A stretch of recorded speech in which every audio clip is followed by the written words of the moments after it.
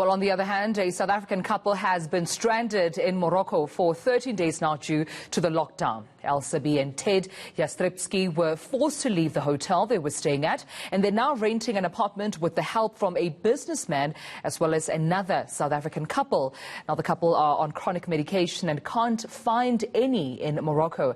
But Elsabe and Ted join us now via Skype from Morocco. Elsabe and Ted, thank you so much for joining us, especially during this time. I can understand how frustrating it must be for you, but I need you to please paint a picture for us as to what led to your circumstance and where you are now, particularly with the help or lack of from the South African government.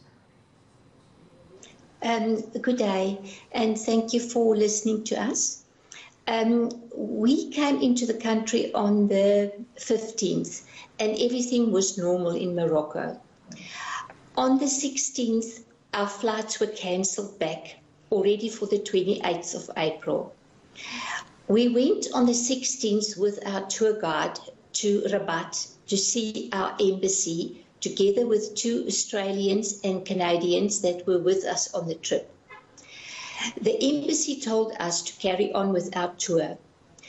We actually then went to Tefchaouen, which is quite far, but then immediately, without even knowing, the Moroccan government announced that they're going to go into lockdown. We had to drive back 10 hours with a bus to Marrakesh, where the Australian couple was dropped off at the airport. They could fly out. There was no flights available for us, so we were taken back to Marrakesh, to the hotel there, and the next morning they told us the hotel is closing and we were left stranded on the street. We took a train to Casablanca, as we heard there were some other South Africans there, and we stayed in a hotel in Casablanca, and on the 19th the lockdown went full force. Nobody was allowed in or out of the country. Our only help at that time was from a businessman, James de Wet, and we were with another couple, Jaco and Heidi Viljoen. Our biggest concern now is we are stuck without any medication. Our chronic medication has run out.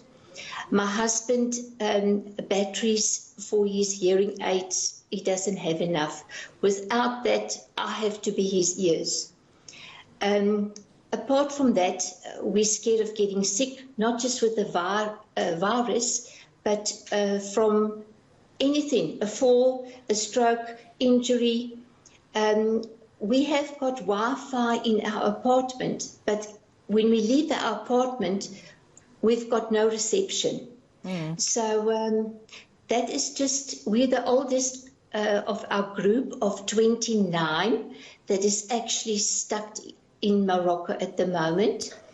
I think there is 7 of us in Casablanca. Sure. The rest is all, yes. Elsabe, Ted, tell us about the attempts to get assistance from the South African officials, because consular support is the one thing that your government promises you, that, you know, when you are traveling and you find yourself in distress, we will be there. It is their duty to offer consular support. What is the response when you've raised your plight with South African authorities in Rabat? We had no response from them. The only advice to us was to carry on traveling with our tour, which we couldn't. Our tour stopped. And after that, we have had no help from the embassy here in Morocco, especially in Rabat, because the embassy is situated in Rabat. I know that James de Wet has been in contact with Durko and the government, and we appreciate that they are working something out to us. But what are they going to help us with?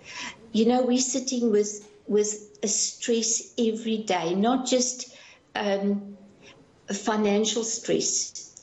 It is language. We can't even go shopping without being stressed, because everything is in Arabic everything is in French.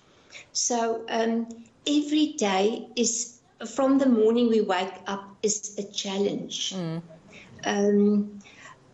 And we are really, really desperate, and we are really stressed. Now, you mentioned earlier on, sorry to jump in there, Elsie, that you were the oldest the oldest couple in terms of age from the group that you were with. I mean, you are in your 60s, and I can understand the fear and panic that you're going through right now, because the World Health Organization has constantly reiterated that those who are on chronic medication, as well as the elderly, are more at risk when it comes to, of course, contracting COVID-19. But just in terms of you trying to communicate with the South African embassy or even the South African government, has the Moroccan embassy or even the Moroccan government tried to mediate during this time? Well, our only link to the Moroccan government is through our South African embassy. But one thing about the positives, the Moroccan government has been excellent in immediately implementing this lockdown. The people here are very understanding and very helpful, and they're treating us very well.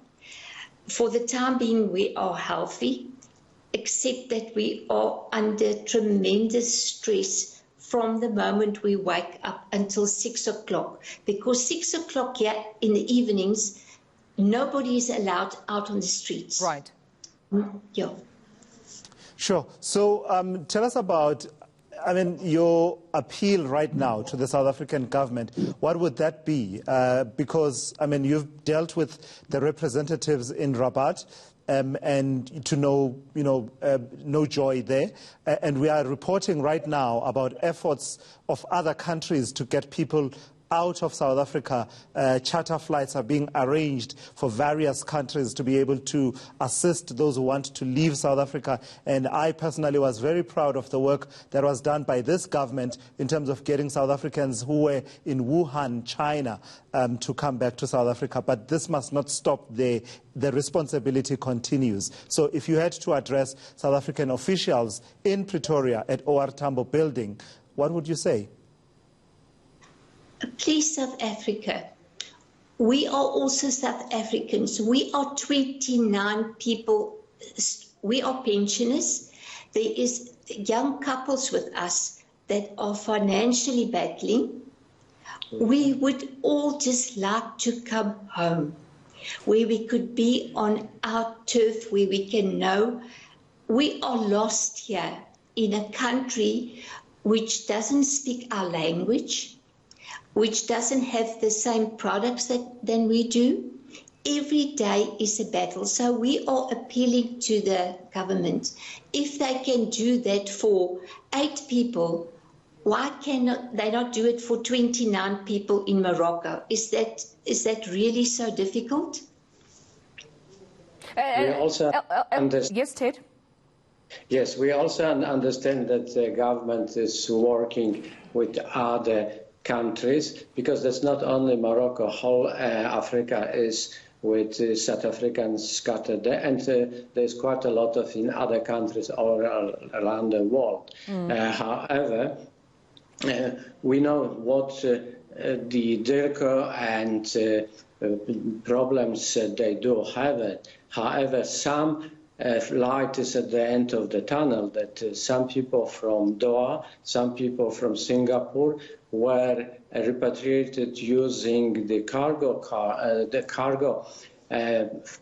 planes. However, in our situations, perhaps that could work. Perhaps that could work that SAA dropping off the Americans, British and Germans in their countries, repatriating them from South Africa to those countries. And on a return, perhaps that could also pick us up and take back home. Yeah. Ted and Elsby, I'm curious to know how your family's coping at this time. I mean, this has a direct impact on the both of you, because right now you are outside of South Africa. You are stuck in Morocco at this time. But, I mean, have you spoken to your family members? How are they dealing with this, as well as trying to assist you to come back home? Yes, of course. We have got our daughter, our only daughter, that's in Johannesburg. they in the food industry, and all their franchise with their foods have been closed down. She has tried everything, working 3-4 days at a time to try and get it on social media to get her parents back. I mean, we've got a grandson, our only grandson, which is 9 years old, and we would really like to get back home, just into not physically seeing them, but just know we're back in the country, where they can support us. And also, that's what they're trying to do, and that's what they want, Situation like that, family is the most important for everybody. The same for us, We don't want to sit here not knowing what actually happened and when that happened, and we want to ask government, please help us. When you left South Africa in the middle of March, how much did you understand about COVID-19 and its spread? And I'm asking this because in our country, as you will know, there will be people who will be saying, where were you going in the first place? No. When we left on the 15th, 3 days before that, we were given the green light by Morocco on the go tours that we were on, and by our travel agent in South Africa, that where we're going, it was still safe to travel. We were only supposed to be here 13 days. Nobody that's on our group expected this to happen. None of us were prepared for this. Do you think that any of us would have got on a plane to come here if we knew this was going to happen? Sure. I don't think so. Sure. Yeah. All right. Elsbie and Ted, thank you so much for talking to us. Thank you. And we hope that this will be resolved indeed. Thank you so much.